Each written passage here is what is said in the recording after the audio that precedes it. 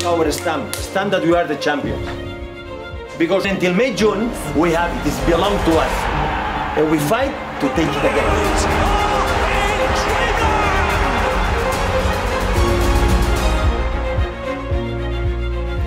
Tak henti-hentinya, prestasi dan inovasi Pep Guardiola membuat penikmat sepak bola geleng-geleng.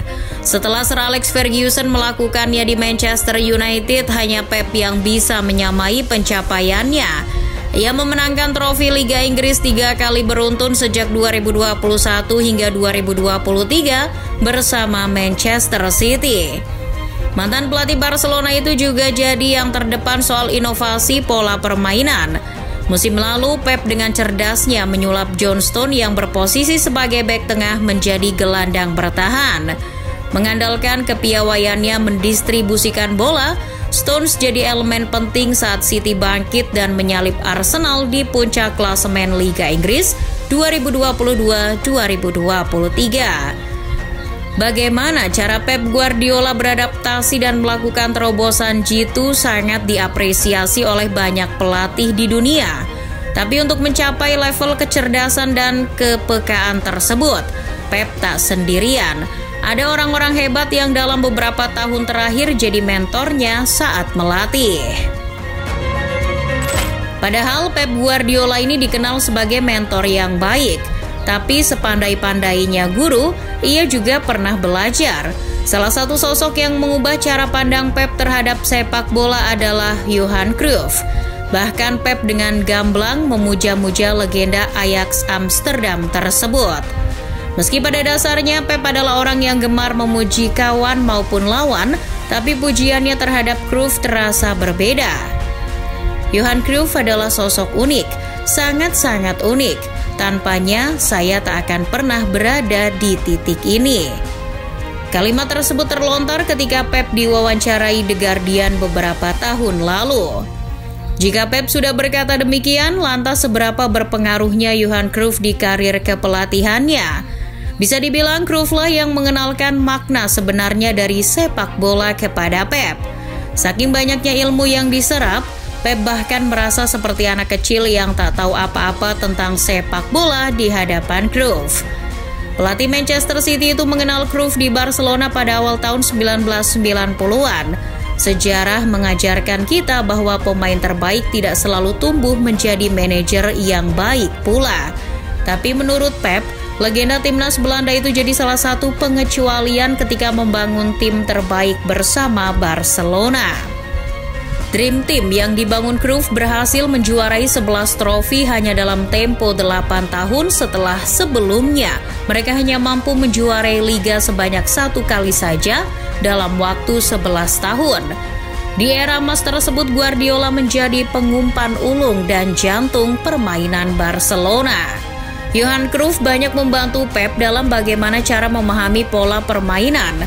Menurut Pep, sepak bola adalah olahraga paling sulit karena terbuka dan setiap situasi benar-benar berbeda dan Anda harus membuat keputusan menit demi menit.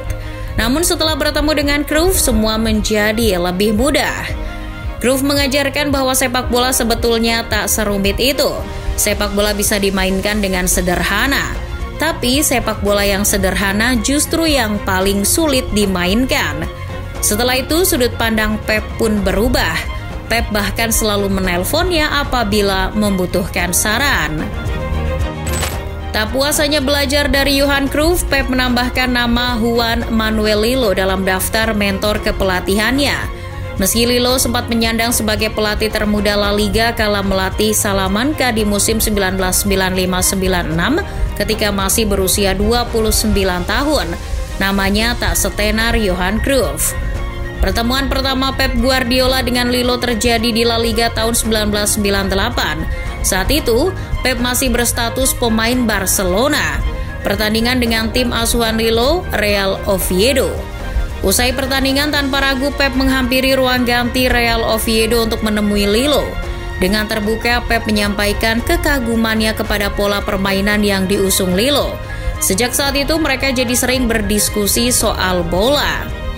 Sempat terpisah lama karena Pep memutuskan hijrah ke Brescia dan membangun karir di Serie A keduanya kembali bertemu di Meksiko. Bukan saat liburan musim panas, melainkan di sebuah klub bernama Dorados. Jika kalian ingat, di penghujung karirnya Pep sempat nganggur selama 6 bulan sebelum akhirnya mengejutkan dunia dengan bergabung klub Meksiko Dorados Sinaloa tahun 2006. Dilansir situs resmi Manchester City, ternyata yang mendasari keputusan Pep untuk bermain di klub antah berantah itu adalah karena Dorados merupakan tim yang dilatih oleh Juan Manuel Lillo. Pep ingin banyak belajar darinya karena Lillo merupakan pelatih yang menemukan pola 4-2-3-1. Jadi saat bermain di Meksiko, konsentrasi Pep mulai terpecah antara bermain sepak bola dan mempersiapkan karir kepelatihannya. Menurut beberapa sumber, Pep bahkan selalu membawa buku catatan di setiap sesi latihan untuk mencatat seluruh metode yang diajarkan oleh pria kelahiran Tolosa, Spanyol itu. Setelah 6 bulan bermain di Meksiko, Pep memutuskan pensiun dan menjadi pelatih. Barcelona jadi klub pertama yang ia latih. Menariknya, pada tahun 2019, saat Mikel Arteta ditunjuk menjadi pelatih Arsenal, Pep menunjuk Lillo untuk menjadi asistennya di Manchester City. Mereka kembali bekerja sama selama kurang lebih 2 tahun. Di tahun yang sama, saat membela Dorados, Pep tak menyia-nyiakan kesempatan untuk mengeksplor benua Amerika. Bukannya Grand Canyon atau menonton pertunjukan tari tango di Rio de la Plata, Pep justru terbang ke Rosario untuk menyambangi rumah salah satu pelatih kawakan Argentina, Marcelo Bielsa. Sama halnya dengan Pep Guardiola, Bielsa juga seorang cendekiawan dalam sepak bola. Tiap hari tanpa belajar, tiada waktu tanpa membicarakan dan mendalami permainan sepak bola. Sistem 3-3-3-1 yang digunakan Bielsa ketika melatih timnas Argentina dan Chile, serta beberapa klub macam Espanyol dan Athletic Bilbao telah menarik perhatian Pep. Selama 6 bulan itu pula, Pep sering bolak-balik Sinaloa, Rosario demi bisa mengobrol dengan Bielsa. Selama waktu itu pula mereka berdua mengakrabkan diri melalui diskusi-diskusi ringan soal manajemen dan sepak bola. Guardiola butuh diyakinkan apakah karir kepelatihan adalah langkah yang tepat untuknya. Kepada Bielsa, Pep juga banyak belajar kalau sepak bola bukan hanya soal mencetak gol dan menang, melainkan ada sisi emosional yang harus dibangun dengan fans.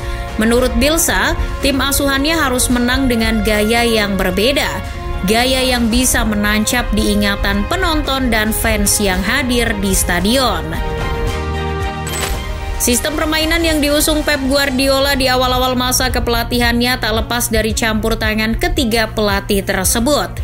Di Barcelona contohnya, gaya Cruyff dan Lillo sangat kental terlihat di setiap inci permainan.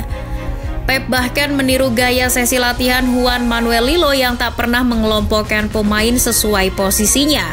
Ia menyatukan seluruh skuad dan mengatur tim ke dalam posisi dengan atau tanpa bola. Seiring berjalannya waktu, pengalaman mengajarkan Guardiola untuk sedikit memodifikasi gaya bermainnya. Eksperimen-eksperimen gila pun mulai membuat pelatih lain berkata, "Kok bisa kepikiran ya?" Pelatih berkepala pelontos itu pun tak serakah ilmu. Layaknya seorang guru, Pep terus menyalurkan ilmu-ilmunya kepada pelatih muda atau bakal calon pelatih di masa depan. Cukup banyak pelatih yang terinspirasi dari gaya melatih Pep. Di Liga Inggris musim depan saja ada Mikel Arteta, Vincent Kompany hingga Erik ten Hag yang bisa dikatakan sempat menimba ilmu kepada Pep Guardiola. Dalam sedekade terakhir, Pep memang pantas disebut pelatih terbaik di dunia, tapi ia tak akan pernah sampai di titik ini tanpa orang-orang hebat yang menginspirasinya.